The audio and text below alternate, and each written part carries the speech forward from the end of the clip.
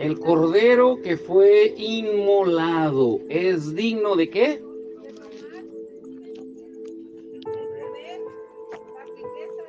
La sabiduría, la fortaleza, la honra, la gloria y la alabanza, y a todo lo creado que está en el cielo, sobre la tierra y debajo de la tierra y en el mar, y a todas las cosas que en ellos hay. Oí decir al que está sentado en el trono y al Cordero, sea la alabanza, la honra, la gloria y el poder por los siglos de los siglos. Hasta el 14, ¿eh? Los cuatro seres vivientes decían, amén. Y los 24 ancianos se postraron sobre sus rostros y adoraron al que vive por los siglos de los siglos. Ahora le pregunto, está bien claro, ¿cuál es la razón única por la cual le adoran en el cielo? Porque fue inmolado por su sacrificio que hizo. A veces, cuando leemos el libro de Apocalipsis, vamos a tener un estudio de Apocalipsis, no sé cuándo, pero muchas veces cuando leemos Apocalipsis se nos vienen las palabras rapto, anticristo, pero en realidad esas dos palabras, fíjese, ni siquiera aparecen en el libro de Apocalipsis, rapto y anticristo, no aparecen, pero hablamos tanto de eso y nos enfocamos tanto en los tiempos finales, pero olvidamos lo principal, el cordero que fue inmolado, que sufrió por nosotros, que murió por nosotros. El título de hoy es El silencio de Jesús ante su sufrimiento. Y les hago esta pregunta que tal vez la respondamos hasta el final del estudio de hoy. ¿Por qué Jesús no se defendió cuando fue acusado, golpeado, escupido, cuando fue flagelado, crucificado? ¿Por qué guardó silencio ante todos los que lo acusaban? Unos podemos decir, por amor a nosotros, parte. Porque era hijo de Dios, porque estaba cumpliendo la voluntad de Dios. Todas esas razones son válidas. Pero había una razón principal por la cual Él soportó todo y nos dejó ejemplo para que lo sigamos. Pongan mucha atención. Yo sé que la palabra de hoy nos va a motivar mucho. Yo cuando estaba escribiendo esto decía, Señor, de veras cuánta ignorancia hay en nosotros, porque nos enfocamos tanto en un problemita, por pequeñito que sea nuestra vida, ya se nos hizo un huracán en un vaso de agua. Y hay gente que de veras está sufriendo, como un ejemplo los que están ahorita en Acapulco. ¿Quién quisiera hacer un intercambio con alguno de ellos? Nadie. Pero a veces nos enfocamos tanto en nosotros que olvidamos el sufrimiento de Cristo. Dos escrituras, Carlos, Hebreos 2:10, hermana Patti, Hebreos 5:8-9, Jonathan, vete preparando con Primera de Pedro 2:20-23, ¿y quién más me ayuda? Carito, me ayuda con Juan 15:18-21, así les voy a estar dando de a 4 o de a 5 para que ya las tengan listas. Ustedes enfóquense en las que se les dan y escuchen. ¿Qué dice Hebreos 2:10? Porque sostenía a aquel por cuya causa son todas las cosas, y por quien todas las cosas subsisten, que habiendo de llevar muchos hijos a la gloria, perfeccionase por aflicciones al autor de la salvación de ellos. Perfeccionase, pero ¿cómo es que lo perfeccionó al autor de la salvación, a Cristo? Ponga atención en lo que dice Hebreos 5:8-9. ¿Qué dice?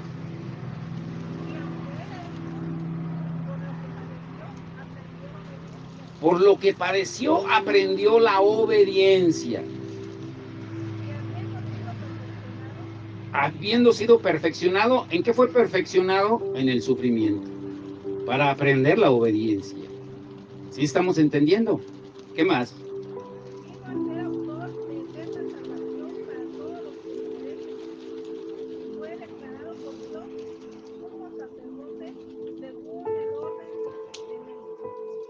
Melquisedec. ¿Sí? Si se dan cuenta, fue perfeccionado en el sufrimiento y a través del sufrimiento aprendió la obediencia. El silencio de Jesús ante su sufrimiento es el título.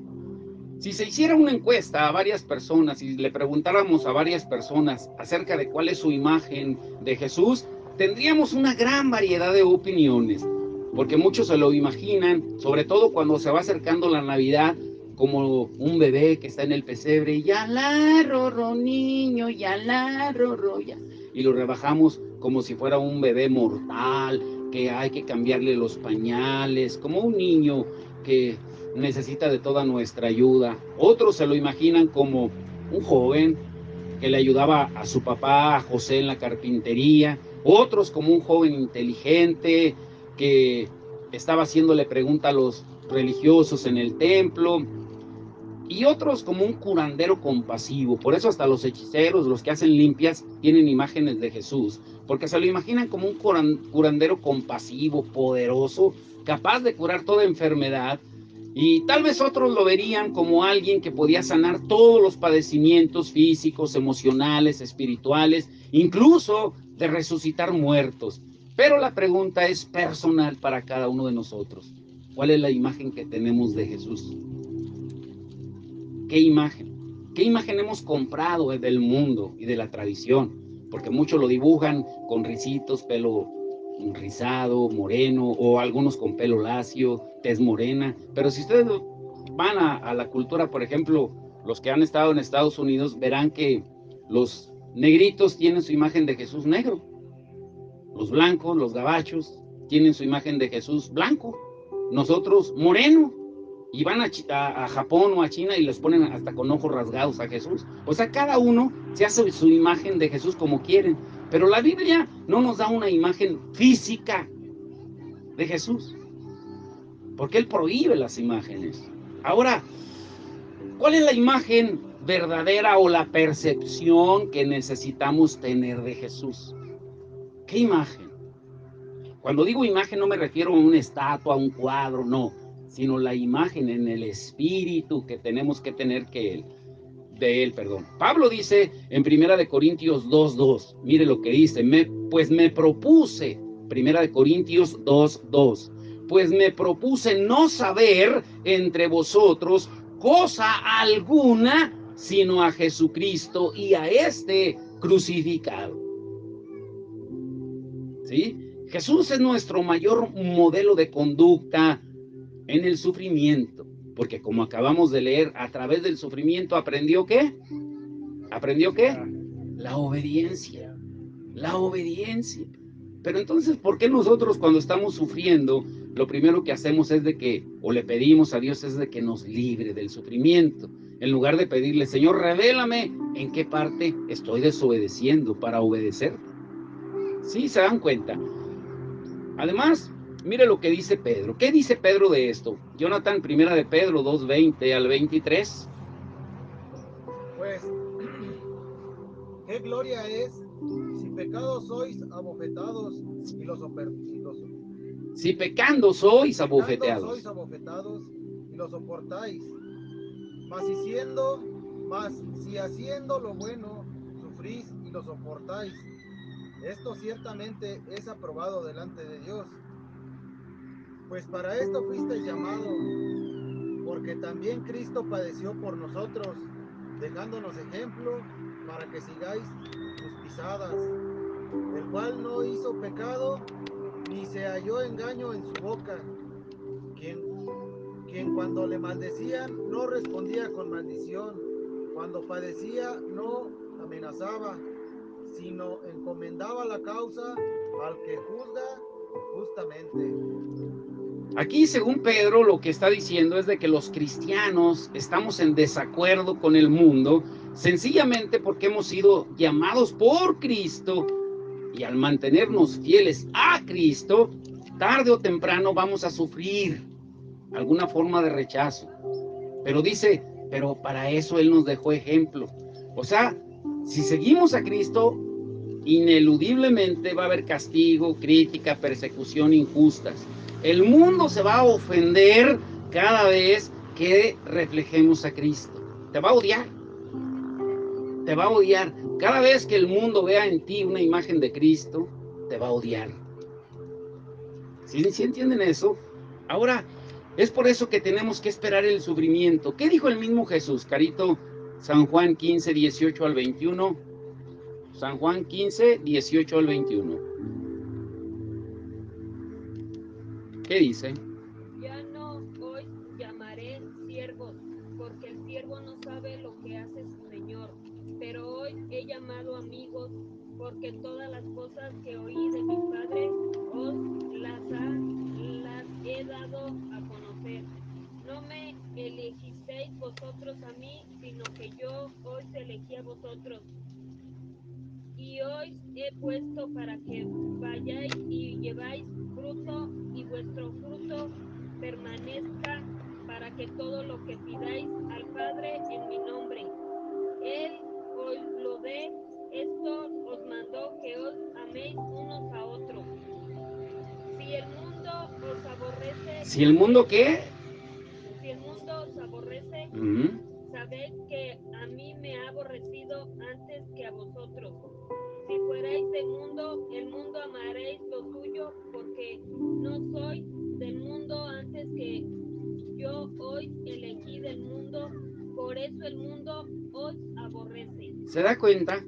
Desde el momento en que ustedes o cada uno de nosotros fuimos elegidos por Jesús, desde ese momento el mundo te va a odiar, porque es imposible servir a dos amos. Pero Él no nos ha dejado solos. Como leímos en Primera de Pedro 2:21, tenemos un ejemplo. ¿Pero cuál ejemplo es? Un ejemplo de sufrimiento, es a lo que se refiere, no de éxito ni de prosperidad, como ahora se le promete a la gente. El propio Jesús, Él estableció la norma, la cual es que el camino a la gloria es el camino del sufrimiento, como leímos en Hebreos al principio.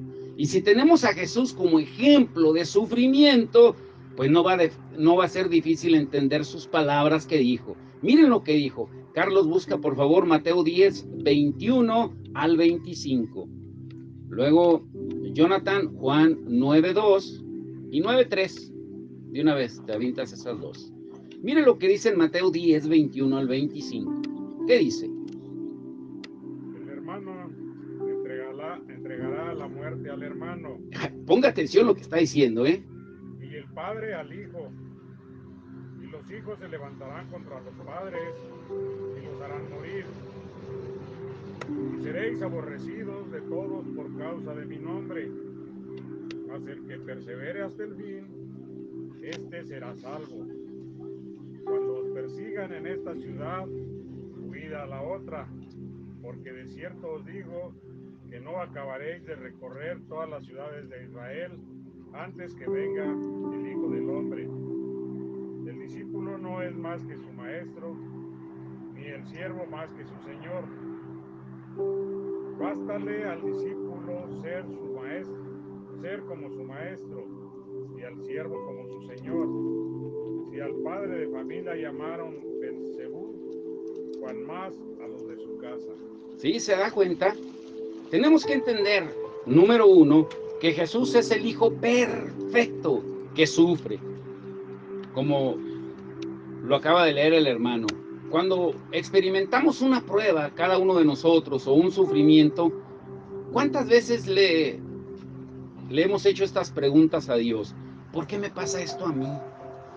¿Por qué a mí? ¿Qué mal hice para merecerme esto? ¿Qué pecado cometí para que me sucediera esto? Y ese tipo de preguntas y muchas otras, por lo general no las hacemos o se las hacemos a alguien al comienzo de una prueba. Por ejemplo, aquellos que sufren o aquellos que tratan de aconsejar a aquellos quienes están sufriendo, rápidamente juzgan o mencionan el pecado como la principal causa de angustia. O sea, te está pasando eso por el pecado que traes. Y nos volvemos como los amigos de Job. Rápidamente mencionamos el pecado como la causa principal de la angustia, del sufrimiento de la gente. Y eso recuerda al error que tuvieron los discípulos de Jesús cuando juzgaron y le atribuyeron al pecado la ceguera del hombre, que estaba ciego de nacimiento. ¿Qué le preguntaron, Jonathan, en Juan 9:2? Y le preguntaron sus discípulos diciendo: Rabí, ¿quién pecó, este o sus padres, para que haya nacido ciego? Respondió Jesús: no es que pecó este ni sus padres, sino para que las obras de Dios se manifiesten en él. Jesús los corrigió inmediatamente. Inmediatamente les dijo, no, a ver, ustedes están juzgando mal. Ustedes piensan que él nació ciego por pecador, pero no. Él nació ciego para que el Padre se glorifique. Ahora, muy atentos, nuestro Señor Jesucristo, en su propio sufrimiento y muerte, es un ejemplo de que alguien puede estar sufriendo, pero aún así estar en la perfecta voluntad de Dios.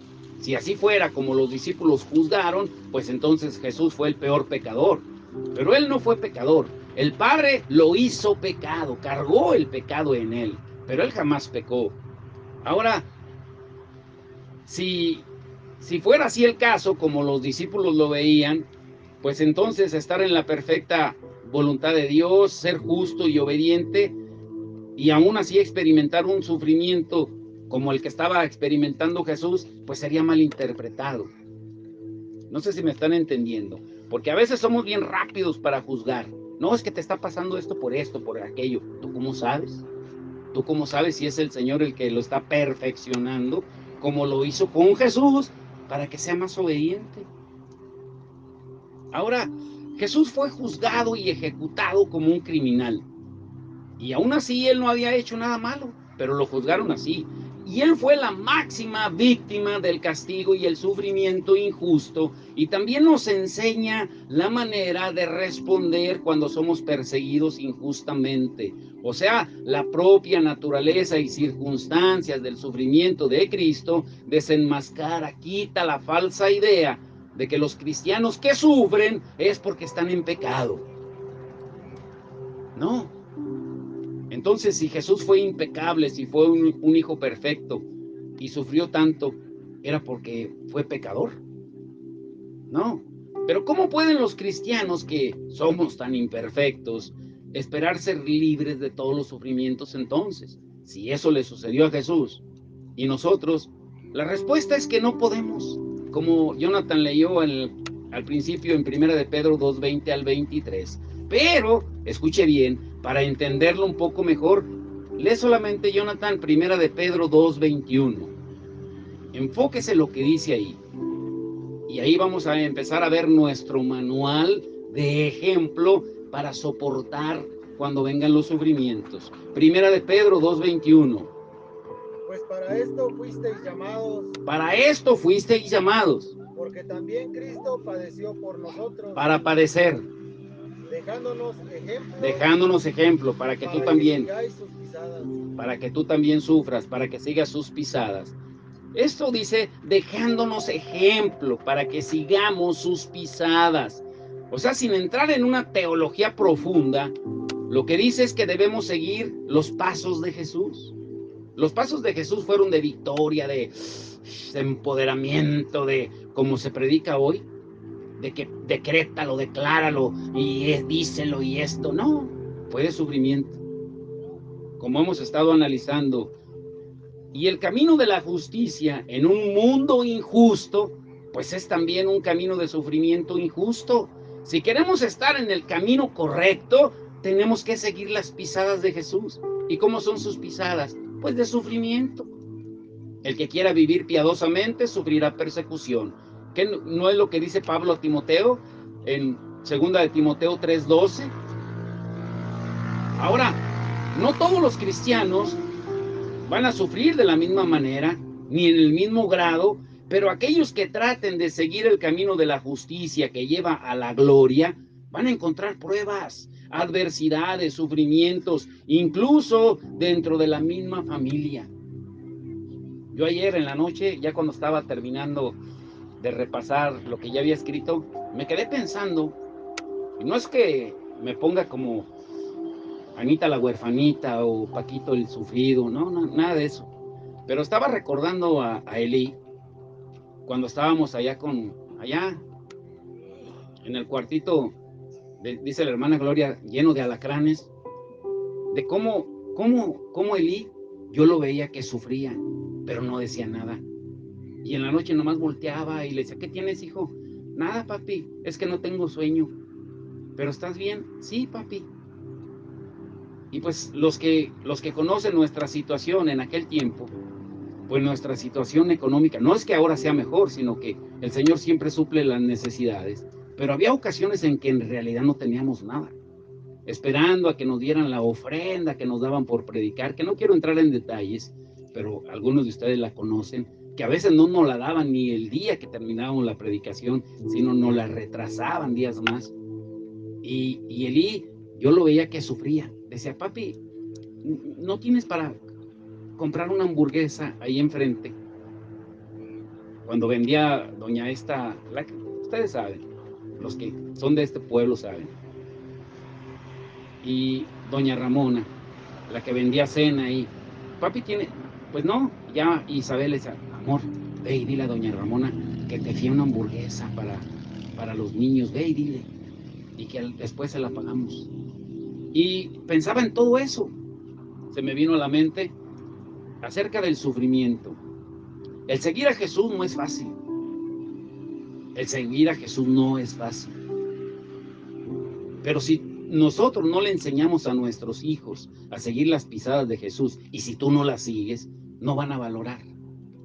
Ahora cuando escuchamos a Elí y a las niñas hablar, pues las oímos hablar maduros, porque aprendieron del sufrimiento, aprendieron de la experiencia que vivieron aquí. El mejor seminario que Dios les pudo haber dado fue el estar de misioneros aquí durante esos años, para valorar. Ahora, ¿por qué les digo esto? Porque Jesús no solo es nuestro ejemplo del Hijo perfecto que sufre, sino también, número 2, Jesús es el humilde que sufre. Y a través de los ojos del profeta Isaías nos da una mirada más cerca del sufrimiento de Cristo. A ver, hermana Patti, busque Isaías 53, 9 al 10. Carlos, Mateo 15, 18 al 19. Jonathan, Mateo 12, 34 al 37. Hermana Carito, Isaías 53, 7. Y Jonathan, te va a tocar otra vez Pedro. No sé qué el Señor tiene contigo y con Pedro, pero primera de Pedro 2:23. Ahora escuche bien, ¿qué dice Isaías 53, 9 y 10?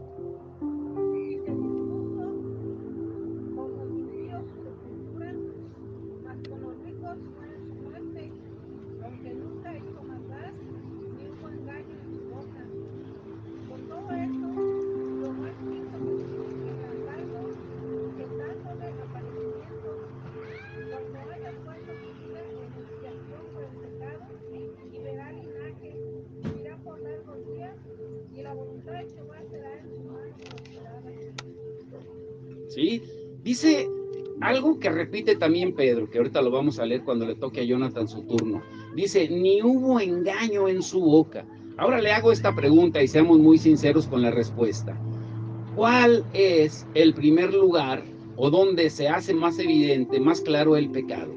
O sea, en nosotros. Cuando pecamos, ¿dónde es donde se evidencia más cuando tú y yo pecamos? Es en la boca, a través de las palabras. El propio Jesucristo, él ya había enseñado que el corazón habla a través de la boca. ¿Qué dice Mateo 15, 18 y 19? Pero lo que sale de la boca del corazón sale, y esto contamina al hombre, porque del corazón salen los malos pensamientos, los homicidios, los adulterios, las fornicaciones, los hurtos, los falsos testimonios, las blasfemias. Estas cosas son las que contaminan al hombre, pero el comer con las manos sin lavar no contamina al hombre. O sea, lo que está diciendo, miren, todo lo que mencionó, ¿quién es la que lo expresa? La boca, las palabras, todo eso que mencionó, ¿sí? Porque sale del corazón. ¿Y qué dice también en Mateo 12, 34 y 37? ¿A quién le tocó? Generación de víboras, ¿cómo podéis hablar lo bueno siendo malos? Porque de la abundancia del corazón habla la boca. El hombre bueno del buen tesoro del corazón saca buenas cosas, y el hombre malo del mal tesoro saca malas cosas. ¿Sí? El corazón. ¿Pero quién lo expresa? La boca. ¿Y qué dice Isaías 53:7? Angustiado él y afligido, no abrió su boca, como cordero fue llevado al matadero, y como oveja delante de sus trasquiladores, enmudeció y no abrió su boca. Ahí está una respuesta bien simple. ¿Por qué Jesús no abrió su boca cuando fue humillado, cuando fue golpeado, cuando fue acusado injustamente? ¿Por qué? Por lo mismo que él está diciendo, porque de la abundancia del corazón habla la boca, sale lo podrido, como acaban de leer. Jesús no podía abrir su boca porque no había nada podrido adentro de él. No sé si me están entendiendo.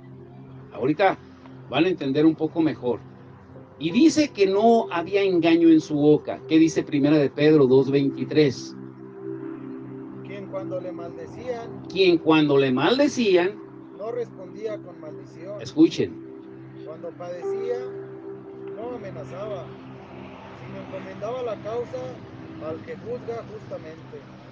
o sea, tanto Pedro como Isaías compararon a Cristo como una oveja que sufre. ¿Qué nos enseña esa comparación? Revela la humildad. Cuando se le entrega a sus enemigos, cuando le maldecían, ¿qué dice? Que no abrió ni su boca.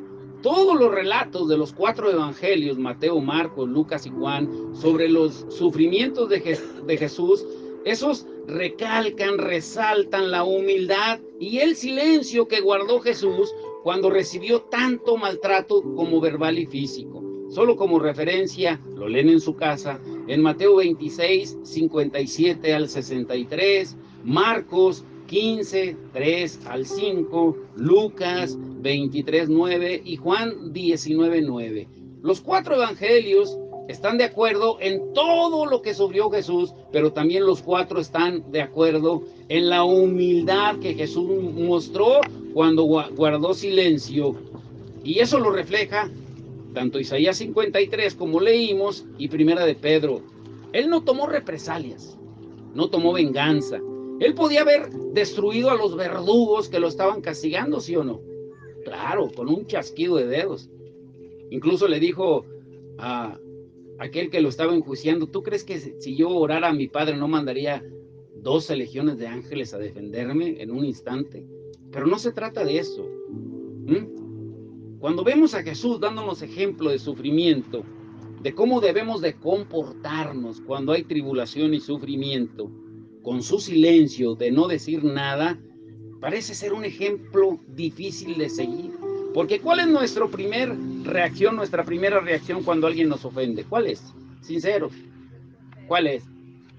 Inmediatamente, no, hombre, no, como me hablen les hablo, como me traten trato, ¿sí? Porque no seguimos el ejemplo de Jesús. Pero ¿cómo lo hizo Jesús entonces? ¿Y cómo podemos seguirlo nosotros? Dice Primera de Pedro 2:23, la cita que leyó Jonathan, dice que encomendaba la causa al que juzga justamente. O sea, decía, Señor, juzga tú, porque si yo juzgo, los destruyo, aunque era un Dios de amor. Así es como Jesús halló fuerzas para resistir el sufrimiento, pues del mismo modo debemos de hacerlo nosotros. Dice la palabra que no juzguemos, ¿para qué? No ser juzgados. A ver, otra vez como que no juzguemos, ¿para qué? Porque tú cuando juzgas, tú te estás poniendo en el mismo lugar de juez y parte y vas a alcanzar mayor castigo. ¿Qué significa la palabra, como dice Pedro, encomendar la causa al que juzga justamente? ¿Qué es la palabra encomendar? Mire, es interesante esto. La palabra encomendar viene del griego paradidomi, y significa entregar a alguien para que se ocupe de. O sea, literalmente Jesús se mantuvo encomendándose a sí mismo y la circunstancia de cada sufrimiento injusto a Dios. Y ese patrón alcanzó su punto culminante cuando Jesús se encontraba en la cruz. ¿Y qué fue lo que dijo? Por eso dijo esto. A ver, alguien, Carlos, lee por favor Lucas 23:46. Y hermana Pati, vaya buscando Romanos 12, 17 al 21. Y Johnny, ve buscando Hebreos 1, del 1 al 2. Y Lula, ya que está ahí, que te ayude con Hebreos 12:2. Esas citas. ¿Qué dice Lucas 23:46, Carlos? Entonces Jesús, clamando a gran voz, dijo: Padre, en tus manos encomiendo mi espíritu. Y habiendo dicho esto, expiró. Aquí está la palabra encomendar. Cristo se entregó a sí mismo a Dios, incluso en la muerte, porque él sabía que el Padre juzgaría justamente todo su sufrimiento injusto. Así como lo dijo Abraham en Génesis 18:25, cuando Dios iba a destruir Sodoma y Gomorra y empezó a decirle a Dios: oye, y si hay 50 justos, vas a destruir al justo y al injusto. Y empezó a regatear con Dios. Y hasta que le dijo: es que tú eres un juez justo. O sea, apeló a la justicia de Dios. ¿Qué debemos de hacer nosotros cuando se nos persigue injustamente en nuestros trabajos, en nuestras familias o incluso en las redes sociales? Pues es necesario que sigamos el ejemplo de Jesús y aceptemos la persecución sin represalias. Dios sabe lo que está pasando. No necesitas convencerlo. Pero cuando nosotros nos defendemos, ya perdimos. Ya perdimos. Cuando tratamos de justificarnos, o como alguien dice por ahí, que me humillen, que me humillen, que me humillen. Sí, que te humillen. Que te humillen. ¿Sí? Resulta crucial que resistamos por medio de la gracia y del poder de Dios el impulso de defendernos o buscar venganza. Pero vas a ver, pero vas a ver. Mira esta escritura, ¿qué dice Romanos 12, 17 al 21? ¿Qué dice? No paguéis a nadie mal por mal, procurando bueno delante de todos los hombres. Y si es posible, en cuanto dependa de vosotros, estad en paz con todos los hombres. No os venguéis vosotros mismos, amados míos, sino dejad lugar a la ira de Dios, porque escrito está: mía es la venganza, yo pagaré, dice el Señor. Así que, si tu enemigo tuviere hambre, dale de comer; si tuviere sed, dale de beber; pues haciendo esto, ascuas de fuego amontonarás sobre su cabeza. No seas vencido de los malos, sino vence con el mal, con el bien, el mal. La palabra es muy clara. Hay dos cosas, yo sé que ya lo saben, hay dos cosas que Dios no comparte ni compartirá con nadie. Número uno, su gloria. La gloria es solo de Él. Y número dos, la venganza. La venganza es solo de Él. Cuando tú quieres pagar a aquel que te hizo un mal, cuando quieres hacerle mal, pero me las va a pagar, como me traten, trato, como me hablen, hablo. Te estás poniendo en el lugar de Dios, estás usurpando un lugar que no te corresponde. Y cuidado, porque te estás metiendo en el terreno de Dios. ¿Sí me entendieron? Por eso, sencillamente necesitamos encomendar nuestras almas constantemente por medio de la fe al cuidado de quien hará un justo juicio y que va a dictar un veredicto justo. Número 3, Jesús, ¿por qué guardó silencio? El silencio del Cordero de Dios. Mire lo que dice Hebreos 1, del 1 al 2. ¿Qué dice, Johnny? Hebreos 1, del 1 al 2. Dios, habiendo hablado muchas veces y de muchas maneras en otro tiempo a los padres por los profetas, en estos postreros días nos ha hablado por el Hijo, a quien constituyó heredero de todo y por quien asimismo hizo el universo. Hebreos 1, 1 y 2. Ahora, si Jesús fue el que constituyó, el que hizo todo el universo y que dice la palabra que ahora en este tiempo nos está hablando por medio de él, entonces la palabra es muy obvia. ¿De quién debemos seguir el ejemplo? Pues de Jesús. ¿Qué dice Hebreos 12:2? Mire esto, más claro. Hebreos 12:2. ¿Qué dice? Puesto los ojos en Jesús, el autor y consumador de la fe, el cual por el gozo puesto delante de él sufrió la cruz, menospreciando el oprobio, y se sentó a la diestra Eso es lo que debemos de hacer nosotros, poner los ojos en Jesús. Señor, mira cómo me están tratando, mira cómo me están haciendo, miren. Ayer que íbamos a Salamanca, fuimos a Salamanca, Isabel y yo, pues ahorita estamos de luna de miel, no sé por cuánto tiempo, pero hay que disfrutarla. Y estaba una mujer hablando por teléfono y de repente echó un grito, pero estaba llorando. Y yo volteo y la vi. Y le digo, ¿sabes qué pasó? Dice, pues está llorando hablando por teléfono.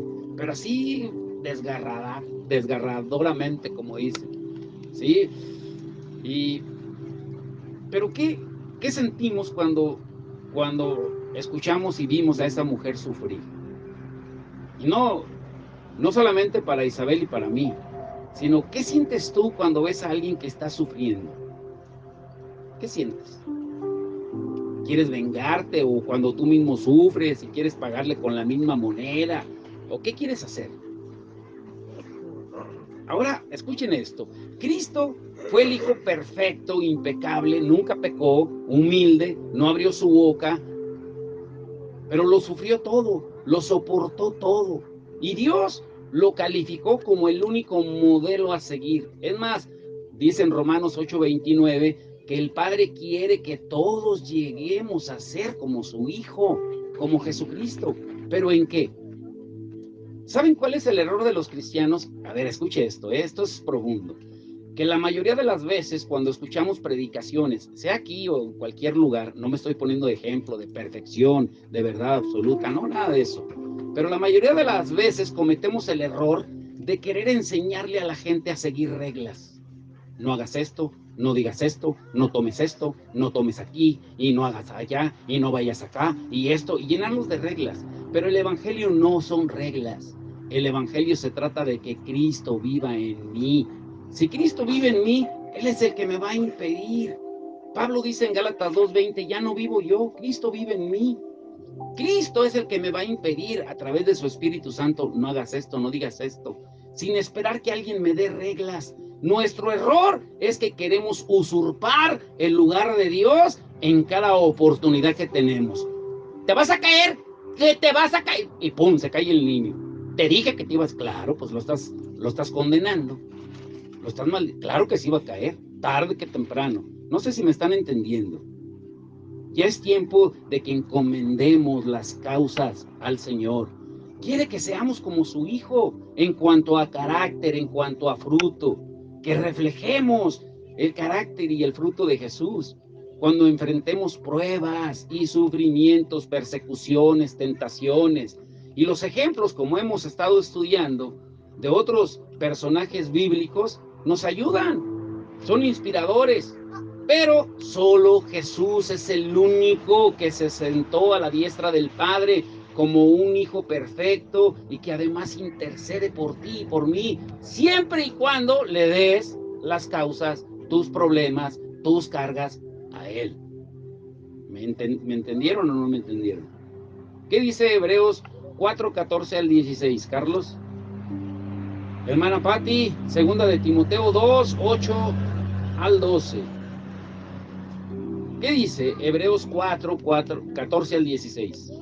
Hebreos 4:14 al 16. Por tanto, teniendo un gran sumo sacerdote que traspasó los cielos, Jesús, el Hijo de Dios, retengamos nuestra profesión, porque no tenemos un sumo sacerdote que no pueda compadecerse de nuestras debilidades, sino uno que fue tentado en todo según nuestra semejanza, pero sin pecado. Acerquémonos pues confiadamente al trono de la gracia para alcanzar misericordia y hallar gracia para el oportuno socorro.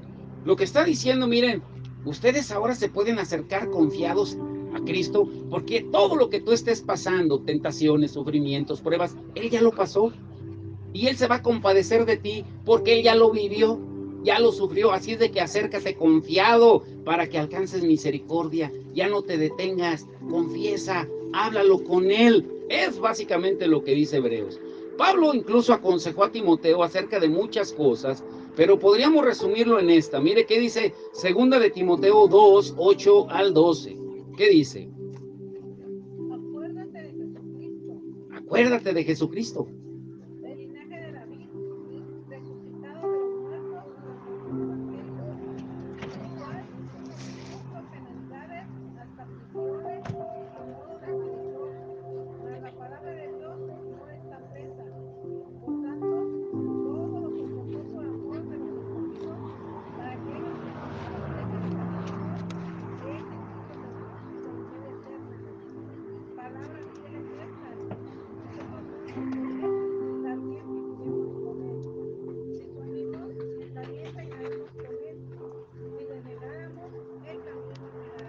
Pablo lo que le está diciendo a Timoteo es, mira, recuerda que Jesús en su humanidad, él ya caminó, ya sufrió todo lo que tú y yo estemos padeciendo. Los caminos que nosotros ahora estamos caminando, cada vez que las cosas se pongan difíciles, siempre podemos venir a Cristo en oración, confiados en que Él se va a identificar con nosotros, con lo que estemos pasando. Y también Cristo nos va a comprender a nosotros, sus hijos, con respecto a cualquier problema, dolor, padecimiento, luchas que nos encontremos en la vida, porque Él ya lo vivió. Él nos va a comprender, aunque nuestro dolor, nuestro sufrimiento parecen insoportables, Él nos va a entender. Pero aquí, escuche bien, aquí viene la parte interesante del mensaje. En el Evangelio hay paradojas del sufrimiento. ¿Qué quiere decir paradojas? Contradicciones que muchas veces nosotros podemos malinterpretar o no entender. Por ejemplo, mire lo que dice Pablo. Pablo menciona por lo menos 4 paradojas del sufrimiento. A ver, Johnny, te va a tocar fuerte. Segunda de Corintios 4, 5 al 10. Y ponga mucha atención. Aquí está la base del mensaje de hoy. Mucha atención. Lo que tú estés pasando, el sufrimiento que tú estés pasando, de cualquier tipo, mínimo, pequeño, mediano, grande, Jesús ya lo vivió. No te sientas, Anita, la huerfanita, ni mamá, soy Paquito y cómo sufro. Porque el que ya sufrió fue Cristo. Y sufrió para que podamos acudir a Él confiadamente. Ahora, hay paradojas, contradicciones, que Pablo menciona en esta escritura. ¿Qué dice 2 de Corintios 4, 5 al 10? Ponga mucha atención. 2 de Corintios 4, 5 al 10. Porque no nos predicamos a nosotros mismos, sino a Jesucristo como Señor, y a nosotros como vuestros siervos por amor de Jesús. Porque Dios, que mandó de las tinieblas resplandecientes la luz, es el que resplandeció en nuestros corazones para iluminación del conocimiento de la gloria de Dios en la faz de Jesucristo. Pero tenemos este tesoro en vasos de barro, para que la excelencia del poder sea de Dios y no de nosotros, que estamos atribulados en todo, mas no angustiados, en apuros, mas no despreciados, perseguidos, mas no desamparados, derribados pero no destruidos, llevando en el cuerpo siempre por todas partes la muerte de Jesús, para que también la vida de Jesús se manifieste en nuestros cuerpos. ¿Se da cuenta? Ahí Pablo menciona, lo primero dice, miren, el tesoro lo tenemos en estos vasitos de barro. Él no dice, soy un guerrero, soy una guerrera, como muchos suponen que por poner frases bonitas en el Facebook, soy un guerrero de Dios, soy un león, no eres nada, eres un jarrito de tlaquepaque, que te quebras bien fácil. Pablo dice, miren, yo no voy a presumir, pero tampoco quiero que me subestimen, ni que se malinterprete. Pero menciona 4 paradojas ahí, acerca de su debilidad humana, que no lo desaniman en medio del sufrimiento. Lo primero que él reconoce, miren, yo soy un jarrito de barro. Y luego, número 1, miren lo que dice. Solamente lee el verso 8 y 9, Jonathan. Ahí me vas a ayudar ahorita. 2 de Corintios 4, 8 y 9. De esa que leíste, pero solo el 8 y 9. Aquí viene la primer paradoja. Escuche. Que estamos atribulados en todo, mas no angustiados en apuros, mas no desesperados, perseguidos, mas no desamparados, derribados, pero no destruidos. Dice atribulados en todo. Atribulado significa presión, una presión extrema de la muerte potencial a la que Pablo se enfrentaba diariamente. Pablo, él decía, cada día muero. ¿Pero por qué decía cada día muero? Porque cada día él estaba consciente de que si no tomaba su cruz diariamente y moría al yo pienso, al yo siento, al yo quiero, iba a ser su voluntad. Como Jesús dijo en Lucas 9:23, el que no toma su cruz diariamente, y literalmente lo que está diciendo, y mueres al yo pienso, al yo siento y al yo quiero, no puede ser mi discípulo. Pero en las primeras de cambio, en cuanto tenemos un problema, ¿cuál es nuestra respuesta? Queremos que el Señor nos libre inmediatamente. ¿Por qué? Porque las tribulaciones, las presiones nos dominan. Y Pablo lo que está diciendo él, que para él eso, no. Para él, el servir en el ministerio lo era todo. Incluso dice en Hechos 14, 19 al 20, que en una ocasión lo apedrearon y lo dieron por muerto. Pero él se levantó y siguió predicando.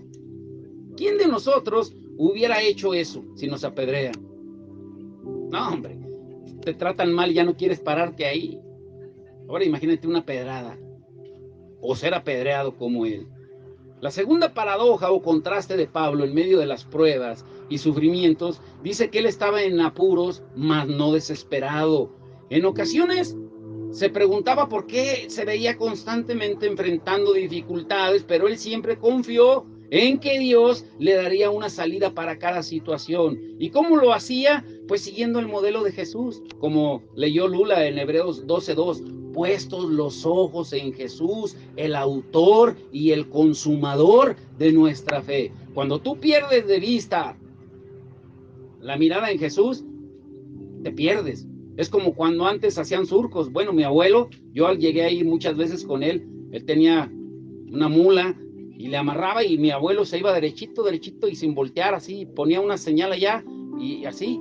Pero si se volteaba así, el surco le quedaba todo chueco. ¿Sí? Pues es igual cuando nosotros dejamos de mirar a Jesús. Ahora, dice Pablo que pongamos los ojos en Jesús. ¿Qué quiere decir poner los ojos en Jesús? ¿Qué quiere decir? Pues lo que está diciendo, que pongas tu mirada en Él, no en ti, ni en las circunstancias, ni en los problemas. Número 3, Pablo también decía que era perseguido, mas no desamparado. ¿Saben lo que significa ser perseguido en griego? Ser perseguido es la palabra dioko, con K, dioko, y significa acechar, perseguir, como cuando se caza a un animal. Y eso debería de dejarnos claro de que no sufrió una persecución ligera, sino que sufrió una persecución y una oposición más intensa de lo que la mayoría de nosotros pudiéramos imaginar. Las tribulaciones, los problemas, los sufrimientos de Pablo no son como los que cualquiera pudiera decir, ay, yo lo puedo lograr, yo lo puedo vencer. No, solo a través del poder de Dios lo podía hacer. ¿Qué dice 2 Corintios 4:7? Alguien busque 2 Corintios 4:7, otro busque Hebreos 12:3 y alguien más busque Isaías 43 del 1 al 3. Pero tenemos este tesoro en vasos de barro, para que la excelencia del poder sea de Dios y no de nosotros. O sea, no te creas que tú lo vas a lograr solo. Tú eres un vasito de barro que te quebras con cualquier cosa, pero la excelencia del poder no está en el vaso, está en lo que está dentro del vaso. ¿Sí? Y ese poder es más que suficiente para nosotros en las dificultades a las que probablemente nos enfrentamos. ¿Qué dice Hebreos 12:3? Considerad aquel que sufrió tal contradicción de pecadores contra sí mismo, para que vuestro ánimo no se canse hasta desmayar. O sea, ponte a mirar a Jesús. Él, siendo un hombre sin pecado, lo sufrió todo. Y tú, que mereces todo el pecado, no quieres nada, no quieres sufrir. Número 4, Pablo dice que él estaba derribado, pero no destruido. El equivalente a derribado, en el griego, significa ser derribado con un arma, ya sea con una espada o una lanza o con el puño de un contrincante. Y la palabra también se usaba en relación a la lucha romana y griega. Y Pablo sabía lo que era ser derribado, tirado al suelo, ¿sí? pero al mismo tiempo también podía testificar que ninguno de los golpes era suficiente para destruirlo o detenerlo. Incluso él menciona las veces que naufragó, que fue entregado a las bestias, peleó con bestias, imagínense, con leones en el Coliseo, y venció naufragios, lo apedrearon, lo dieron por muerto. Si alguien sabía de sufrimiento era Pablo. Ahora, estas 4 paradojas de Pablo frente al sufrimiento nos dan razones de más para maravillarnos de su testimonio, y también nos recuerdan de que no ejercemos poder cuando el sufrimiento lo estamos queriendo evitar, sino soportándolo. Escuche bien, aquí viene la parte medular del mensaje. Pablo era un conocedor de la palabra de Dios. Era un maestro de la ley, hablaba varios idiomas. Y muy atentos, este es el corazón del mensaje. Esta es la parte esencial. Si no entendieron lo anterior, que entiendan esto. Esta es la parte esencial. ¿Se acuerdan la pregunta que hicimos al principio? ¿Cuál era la pregunta que hicimos al principio? ¿Cuál era? ¿Por qué creen ustedes que Jesús y Pablo guardaron silencio ante tanto sufrimiento? ¿Qué fue? ¿En qué se apoyaron?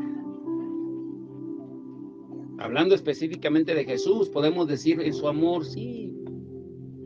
Pablo, ¿en qué se apoyó? Escuche bien. ¿A quién le tocó Isaías 43, del 1 al 3? Isaías 43, 1 al 3. En lo que la buscan les voy a ir dando. A ver, Johnny. Segunda de Corintios 4, 18. Te va a tocar a ti. A Lula, Filipenses 3, 20 al 21. A Carito, Colosenses 3, 2. A Pati le va a tocar Hebreos 11, 1. Y ahí se va a quedar porque van a ser 3 escrituras seguidas ahí. Hebreos 11, 1. ¿Y quién más faltó de darle escritura? A Johnny, segunda de Corintios 4, 18. ¿Y quién faltó de darle? Ah, Alfredo, Mateo 6, 19 al 21. ¿Qué dice Isaías 43, 1 al 3, Carlos? Ahora, así dice Jehová, creador tuyo, oh Jehová, y formador tuyo, oh Israel.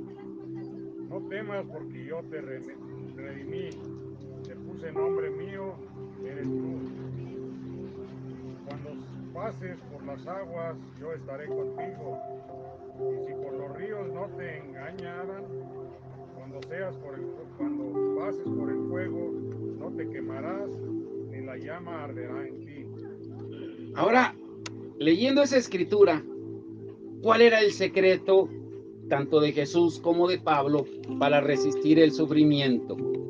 Sí, Pablo sabía que había promesas en la palabra, como leyó el hermano, de que Dios, aunque pasara por el fuego, lo iba a cubrir, aunque estuviera anegado por las aguas, se lo iba a librar. Había promesas, pero ¿cómo es que Jesús guardó silencio y Pablo no se quejó? ¿Cuál fue su secreto para resistir y verlo como una oportunidad de gozarse en medio de pruebas y sufrimientos? Como dice Santiago, tengan por sumo gozo cuando estén en pruebas y tribulaciones. Yo no he conocido hasta ahorita, y le soy bien sincero, por 30 años, alguien que diga, ¡y! Sea pastor, sea oveja, sea ministro, evangelista, se diga profeta, se diga apóstol, que diga, estoy pasando por una prueba, ¡uy! Pero vieras qué contento estoy. Ninguno, porque no hemos entendido realmente, no hemos entendido lo que significa seguir el ejemplo de Jesús. ¿Cómo? Les vuelvo a repetir, ¿cómo es que Jesús guardó silencio y Pablo no se quejó? ¿Cuál fue su secreto para resistir y verlo como una oportunidad de gozo y sufrimiento? Al contrario, cuando ellos sufrían, lo veían como una oportunidad que estaba más cercana para ya estar con Jesús. Nosotros todos queremos estar con Jesús, pero nadie se quiere morir. ¿O es cierto? ¿No es cierto? Todos queremos irnos con Jesús, pero no ahorita.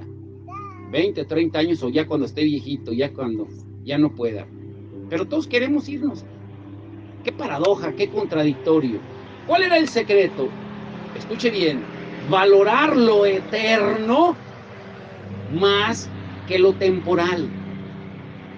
¿Qué dice 2 Corintios 4:18, Johnny?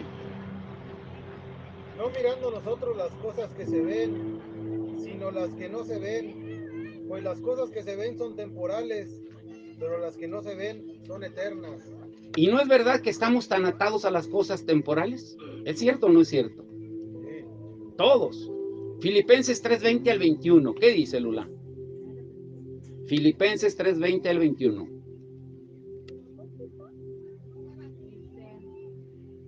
Mas nuestra ciudadanía está en los cielos. ¿Dónde está tu ciudadanía? En los cielos, Aquí estás de paso, eres un ilegal. de donde también esperamos al Salvador, al Señor Jesucristo, el cual transformará el cuerpo de la humillación nuestra para que sea semejante al cuerpo de la gloria suya, por el poder con el cual puede también sujetar a sí mismo todas las cosas. Todo lo que está, todo lo que se ve es pasajero. Va a pasar en un abrir y cerrar de ojos. ¿Por qué estás tan enamorado de lo material entonces? Porque no hemos aprendido a poner los ojos en lo eterno. ¿Qué dice Colosenses 3:2? ¿A quién le tocó? Poner la mira en las cosas de arriba, no en las de la tierra. Así de simple. Así de simple y poderoso. O sea, para resistir el sufrimiento, la prueba, la tentación, tenemos que poner lo espiritual primero y lo material después. Pero no va a ser automático. Por eso dice no mirando. ¿A quién tenemos que mirar? Como leímos Hebreos 12:2. No mirando lo de la tierra, sino mirando lo del cielo. A Jesús. Jesús es la fe. Escuche esto. Jesús no es amor. Jesús no tiene amor. Jesús es amor. La fe no es algo, es alguien. Escuche muy bien esto, ¿eh? Aquí es donde patinamos. Por ejemplo, cuando alguien trabaja, todos tienen fe en que se les va a pagar un sueldo, si no, no irías. ¿O no es así? Eso es fe de alguna manera. Jesús es la fe, es una persona, no es algo. Ahora esto es para entendidos, mire. Si leemos los siguientes versículos y en lugar de la palabra fe ponemos la palabra Cristo o Jesús, mire cómo cambia. A ver, hermana Patti, Hebreos 11:1. Cambie la palabra fe por Jesús y miren lo que dice. Hebreos 11:1.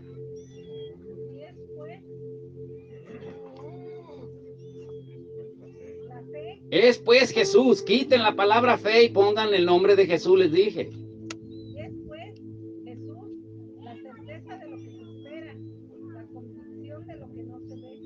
Ahora miren lo que dice en el verso 3, quiten la palabra fe y pongan el nombre de Jesús. Por Jesús entendemos haber sido constituidos el universo por la palabra de Dios, de modo que lo que se ve fue hecho de lo que no se veía. ¿Qué no es lo que dice Colosenses, que todo fue hecho por Él y para Él? ¿Y qué dice en el verso 6? Quiten la palabra fe y pongan a Jesús. Pero sin Jesús es imposible agradar a Dios, porque es necesario que el que se acerque a Dios cree que le hay, que es galardonador de los que le buscan. Prácticamente dice, sin Jesús no puedes ir al Padre. ¿Qué no dice eso la palabra? Que Jesús es el camino al Padre. Yo soy el camino, la verdad y la vida. O sea, lo que está diciendo es que la fe constituye un fundamento en la vida cristiana. La fe es Cristo. El Evangelio es Cristo. Por eso les vuelvo a repetir, Pablo decía en Gálatas 2:20, ya no vivo yo, Cristo vive en mí. Si de verdad Cristo viviera en nosotros, te hicieran lo que te hicieran, se te resbalaría. Pero como Cristo, a veces estamos crucificados y luego nos bajamos de la cruz, sentimos lo que nos dicen o lo que nos hacen. Durante su ministerio en la tierra, Jesús como Pablo, ellos estaban enfocados en el reino eterno, de adorar, de glorificar a Dios, de servir a Cristo, de salvar las almas perdidas que van camino al infierno. Ahora escuche bien, ¿qué sucedería si cada uno de nosotros nos centráramos, nos enfocáramos más en lo eterno en lo espiritual en lugar de lo material, en lugar de los dolores y sufrimientos temporales. Pobrecito, pobrecita de mí. ¿Qué no dice la palabra que esta leve tribulación produce en nosotros un eterno peso de gloria? Si nos enfocáramos más en lo de arriba, los dolores, sufrimientos, pruebas, dificultades, hasta cualquier situación, por muy severa que fuera, se volvería más soportable. Pero, ¿cuál es la clave? Entonces, ¿a quién le tocó Mateo 6, 19 al 21? A ver, Alfredo. No os hagáis tesoros en la tierra. Escuche. Donde la polilla y el orín corrompen, y donde ladrones minan y hurtan.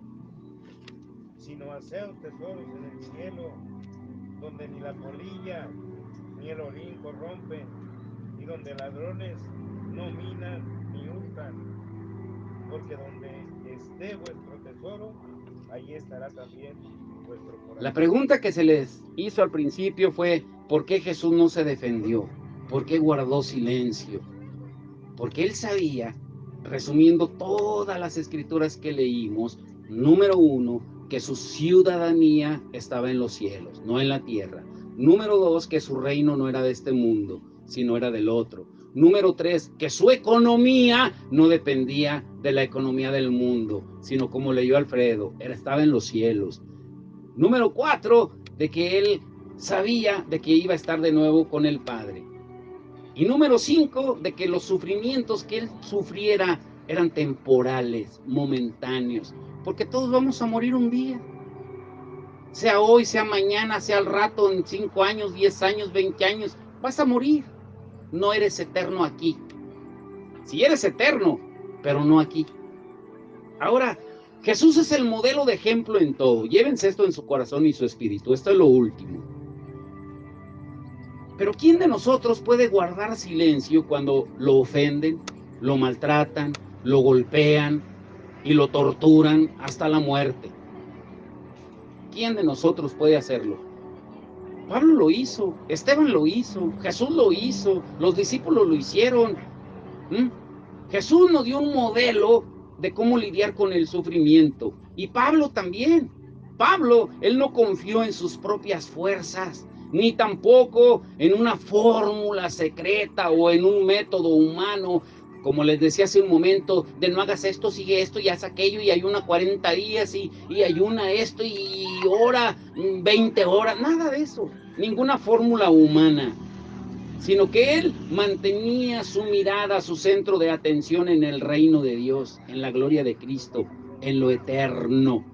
Y nos deja el mejor manual: confiar en la palabra de Dios y ser guiados por el Espíritu de Dios en las oraciones de los hermanos, como vimos el domingo pasado. Pablo nos da el patrón, el manual, el instructivo. 3 últimas escritas, bueno, son 4. A ver, Carlos, 1 Corintios 9, 24 al 25. Jonathan, Juan 6, 33.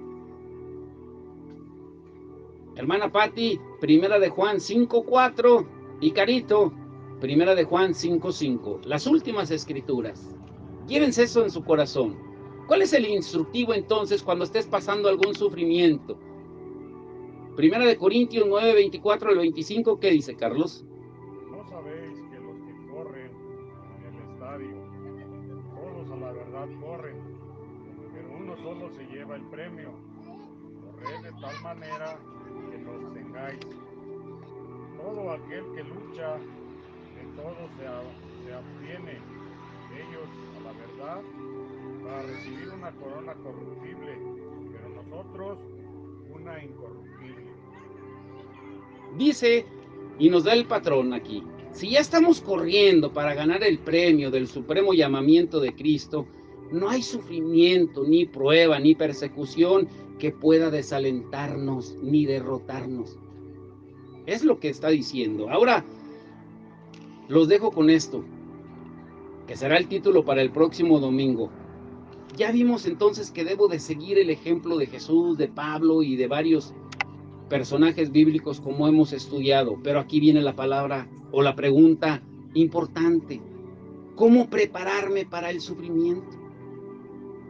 ¿Cómo me preparo para el sufrimiento? Jesús dijo muy claro, ¿qué dijo Jesús, Johnny? Juan 6:33. Porque el pan de Dios es aquel que descendió del cielo. Juan 16:33, perdón. Juan 16:33, me equivoqué yo. Juan 16:33. Juan 10. Sí. Estas cosas os he hablado para que en mí tengáis paz.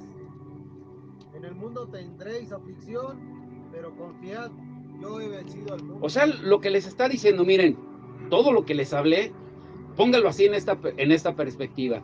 Todo lo que nos habló hoy es para que entiendan que van a tener sufrimiento. Pero dice, pero miren, en el mundo van a tener aflicción, pero entiendan una cosa, ¿sí? Yo ya vencí y les voy a enseñar cómo vencer, parafraseando lo que dice, ¿sí? Últimas escrituras, primera de Juan 5:4, ¿qué dice, hermana Pati? Porque todo lo que es nacido de Dios vence al mundo. Y esta es la victoria que ha vencido al mundo. Porque todo, otra vez lea, escuche bien, le voy a preguntar, Porque todo lo que es nacido de Dios vence al mundo. Todo lo que es nacido de Dios vence al mundo.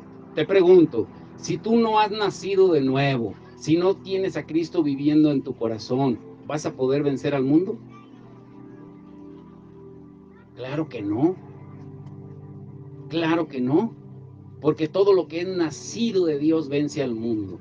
Tenemos que nacer de nuevo. Y termina diciendo, ¿cómo dice, hermana? Léalo de nuevo. Porque todo lo que es nacido de Dios vence al mundo. Y esta es la victoria que ha vencido al mundo, nuestra fe. ¿Se acuerda? Nuestra fe, ¿quién es? Jesús.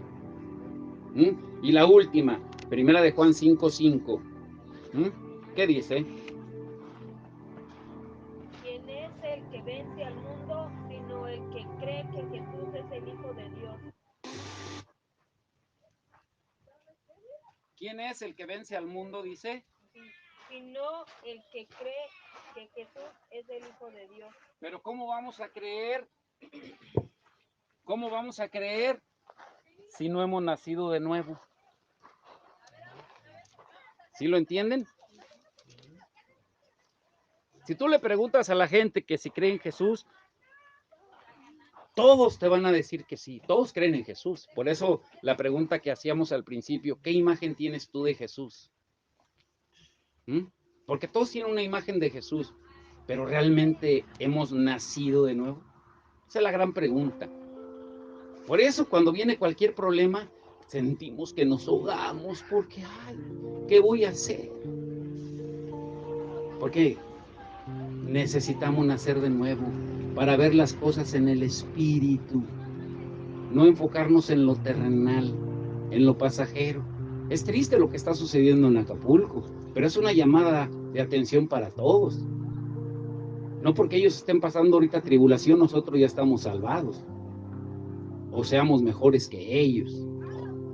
Todos necesitamos arrepentirnos y nacer de nuevo y aprender de Jesús. Pónganse de pie.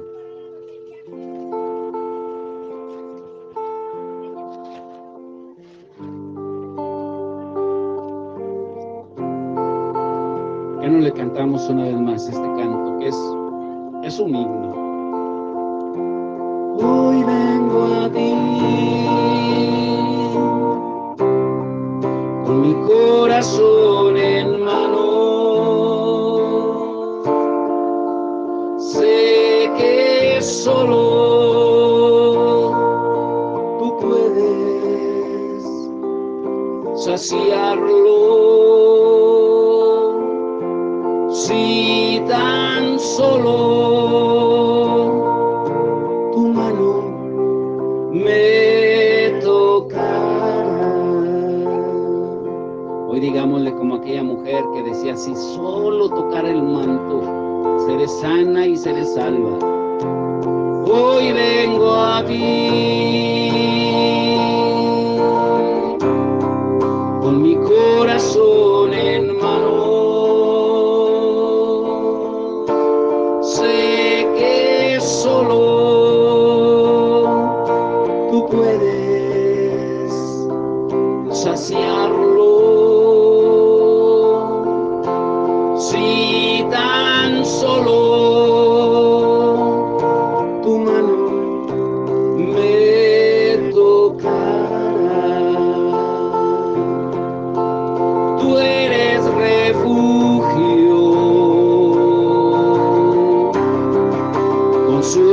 llenas mi alma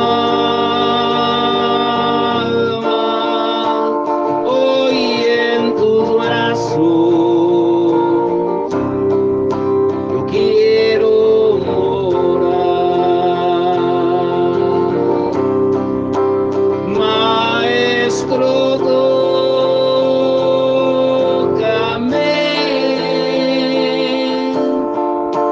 sentir tus brazos hoy en mí. Maestro, tócame,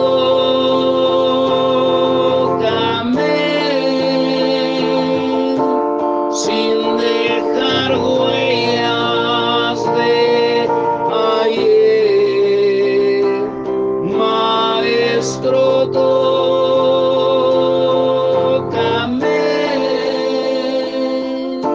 sentir tus brazos hoy en mí. Maestro, tócame, sin dejar huellas de ayer. Tócame. Señor, te pedimos esta mañana, tarde, ya mediodía, Señor, que tú nos toques a través de tu Espíritu Santo, Señor. Que seas tú tocándonos, Señor. Que seas tú llenando nuestro hogar, nuestra casa de ti, Señor. En el nombre de Jesús. Hoy digámosle para terminar, dígale: Espíritu de Dios, todo este lugar desciende una vez más. Espíritu de Dios, llena todo mi hogar, desciende una vez más, dígale: Espíritu de Dios, llena todo mi hogar, desciende una vez más, con poder,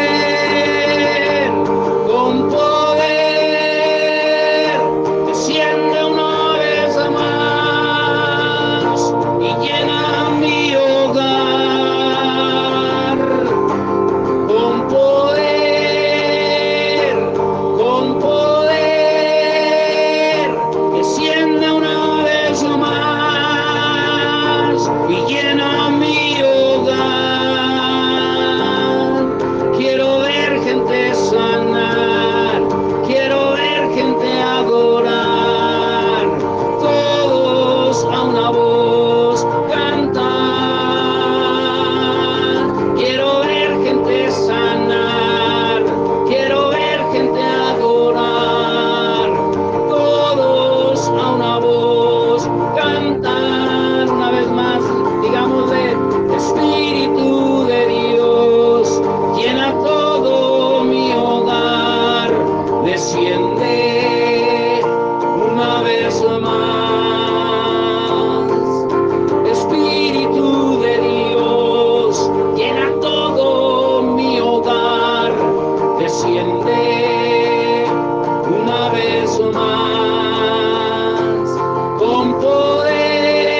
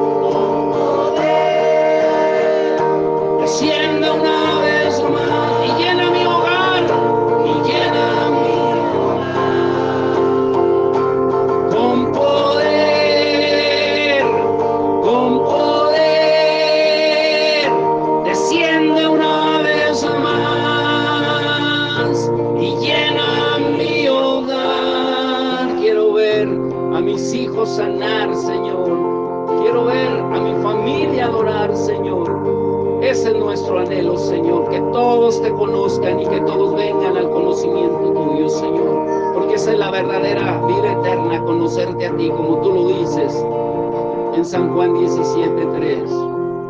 Una última vez, dígale: Espíritu de Dios, llena todo mi hogar, desciende una vez más. Espíritu de Dios, llena todo en mi hogar, desciende una vez más, con poder,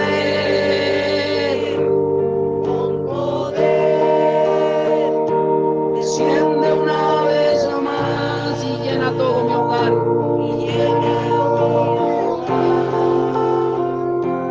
con poder,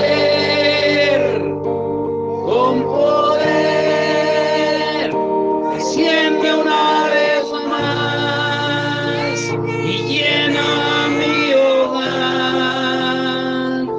Quiero ver gente sanar, quiero ver gente adorar, de todos con amor cantar. Una última vez, quiero ver gente sanar, quiero ver gente adorar, todos con amor cantar. Señor, te damos gracias, porque podemos aprender de tu ejemplo, Señor, en la cruz del Calvario, a través de tu sufrimiento, Señor, de por qué guardaste silencio, porque tú estabas enfocado en lo eterno, Señor, así como nos lo enseñaste durante tu vida en la tierra. No pongan su mirada en las cosas que perecen, en las cosas temporales, sino en las eternas. Hagan tesoros en el cielo, puestos los ojos en Jesús, el autor y consumador de nuestra fe. Pongan su mirada en las cosas de arriba, tanto que nos hablas de enfocarnos en lo eterno, Señor. Pero el enemigo sigue prometiendo riquezas, así como lo hizo contigo, Señor, cuando fuiste tentado en el desierto. Lo sigue haciendo con nosotros, y más cuando estamos en esos desiertos, cuando parece que no tenemos nada, porque así nos hace sentir el enemigo, que no tenemos nada, pero teniéndote a ti lo tenemos todo, Señor. Que poner esa mirada siempre en ti, Señor.